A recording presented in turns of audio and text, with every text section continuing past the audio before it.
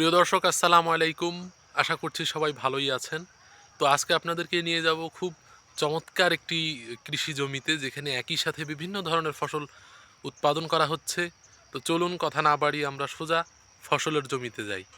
প্রিয় দর্শক, এটাই হলো সেই খণ্ডিত একটি জমি, যেখানে একটি মাত্র জমিতে অনেক ধরনের ফসল কিন্তু উৎপাদন করা যাচ্ছে বা উৎপাদন করা হচ্ছে। আপনারা নিশ্চয়ই এখানে দেখতে পাচ্ছেন বিভিন্ন ধরনের শাকসবজি, বিভিন্ন ধরনের ফল এখানে কিন্তু উৎপাদন করা হচ্ছে। এখানে আপনারা যেমন শাক দেখবেন বিভিন্ন ধরনের, যেমন ফুলকপি আছে, পাতাকপি আছে, বিভিন্ন ধরনের শাক আপনারা দেখছেন। এই দেখুন, এখানে মরিচের গাছও আছে এবং দূরে হয়তোবা আপনারা লক্ষ্য করছেন বস্তায় আলু উৎপাদন করা হচ্ছে।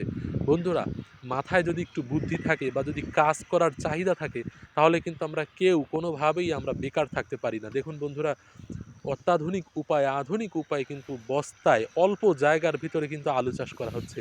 এবং আপনারা আরও জেনে অবাক হবেন যে এই অল্প জায়গাতেই কিন্তু বস্তায় আদা চাষও করা হচ্ছে। বন্ধুরা, যদি আপনারা বসে থাকেন, কোনো কাজ না পান, তাহলে যদি আপনাদের এরকম ছোটোখাটো কোনো জমি থাকে যেগুলো পড়ে আছে, আপনারা কিন্তু সেই জমিতে আপনারা এইভাবে পরিকল্পিত উপায় কিন্তু আপনারা আদা চাষ কিংবা আলু চাষ করতে পারেন। অল্প জায়গা হলেও সেগুলো কিন্তু যথেষ্ট হবে এবং এখান থেকে আপনারা অনেক টাকা উপার্জন করতে পারবেন বলে আমার ধারণা। প্রিয় দর্শক, বর্তমানে আমি আমাদেরই একটি জমিতে দাঁড়িয়ে আছি, যেখানে আপনারা বিরাট একটি কলার বাগান দেখতে পাচ্ছেন। তো এটা হলো আমাদের সেই জমি যেখানে কোনো ধরনের কোনো ফসল উৎপাদন হতো না, ধান উৎপাদন হতো না, কোনো ধরনের সবজি উৎপাদন হতো না। সব কিছুই নষ্ট হয়ে যেত, পচে যেত কিংবা ছাগলে খেয়ে ফেলতো। তো সকলের পরামর্শক্রমে আমরা কিন্তু এইখানে কলার বাগানটি তৈরি করেছি অল্প কিছু টাকার মাধ্যমে। এবং এখানে যে সার দেখতে পারতেছেন আপনারা, এগুলো আমাদের গোয়াল ঘরেরই সার। তো এখান থেকে বাইরের কোনো সার কিংবা বাইরের কোনো বালাইনাশক এগুলো কিন্তু দেওয়ার কোনো প্রয়োজন পড়ে না। তো এখান থেকেই কিন্তু আমরা কলার ফসল যখন এখান থেকে তৈরি হবে, কলা যখন এখানে উৎপাদন হবে, তখন কিন্তু আমরা এই ফেলানো জমি থেকে বা যেটা পতিত জমি, সেখান থেকে কিন্তু আমরা একটি অধিক মুনাফা কিন্তু আমরা লাভ করতে পারবো।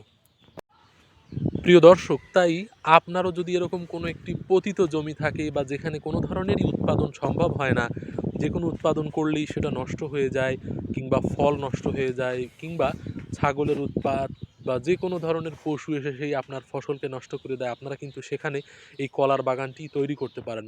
অল্প কিছু খরচ হয়তো বা আপনার প্রাথমিকভাবে হবে, কিন্তু এই যে বিশাল কলার বাগানটি দেখছেন, এখান থেকে যে আপনি ফসলটি পাবেন সেটা কিন্তু অনেক হবে।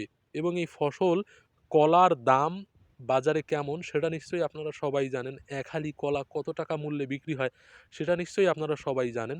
তাই আপনাদেরও যদি এরকম কোনো পতিত জমি থাকে, অবশ্যই আপনারা সেই জমিটিকে ফেলে না রেখে সেই জমিতে বিভিন্ন ধরনের ফসল কিন্তু আপনারা উৎপাদন করতে পারেন। এবং সেখানে আপনারা যদি কলার চাষ করেন, কলার গাছ লাগান, সেখান থেকেও কিন্তু আপনারা অনেক মুনাফা লাভ করতে পারেন। তাই আমার সকলের কাছে বিনীত অনুরোধ থাকবে, কেউই বসে থাকবেন না। আপনাদের পার্শ্ববর্তী কোনো কৃষকের কাছ থেকে পরামর্শ নিয়ে আপনারা কিন্তু কলার চাষটিও শুরু করতে পারেন। মনে রাখবেন, অলস মস্তিষ্ক শয়তানের কারখানা। আপনি যখনই কোনো কাজ শুরু করবেন, তখনই কিন্তু আপনি সফলতা পাবেন না। আস্তে আস্তে আপনি সফলতা পাবেন এবং একদিন আপনার এই সফলতা এমন পর্যায়ে নিয়ে যাবে যখন আপনাকে পিছনে ফিরেও তাকাতে হবে না। ধন্যবাদ সবাইকে। আমার চ্যানেলটি সাবস্ক্রাইব করবেন।